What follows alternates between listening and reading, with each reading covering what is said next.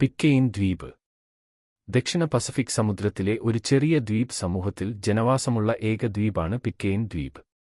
ന്യൂസിലാൻഡിൽ നിന്ന് ഏകദേശം 5300 കിലോമീറ്ററും തെക്കേ അമേരിക്കയിൽ നിന്ന് 5500 കിലോമീറ്ററും അകലെയാണ് ഇത് സ്ഥിതി ചെയ്യുന്നത്. ഇത് ലോകത്തിലെ ഏറ്റവും വിദൂര മനുഷ്യവാസ കേന്ദ്രങ്ങളിലൊന്നായി മാറുന്നു.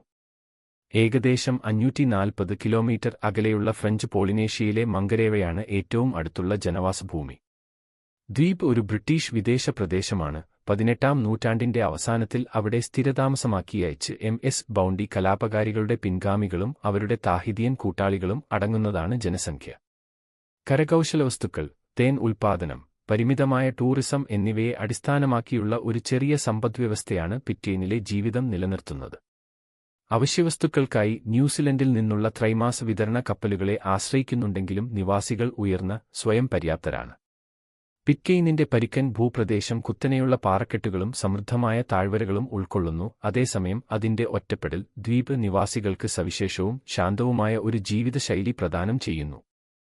വിമാനത്താവളമില്ലാത്തതിനാൽ ദ്വീപിലേക്കുള്ള ഏക പ്രവേശനം കടൽ മാർഗമാണ്. മംഗരേവയിൽ നിന്ന് ബോട്ടിൽ ഏകദേശം 2 ദിവസമെടുക്കുന്ന ഒരു യാത്ര ഈ വിദൂര ദ്വീപ് പശ്ചാത്തലത്തിൽ അതിന്റെ അങ്ങേയറ്റത്തെ ഏകാന്തതയ്ക്കും ജീവിതത്തിലെ വെല്ലുവിളികൾക്കും ഊന്നൽ നൽകുന്നു.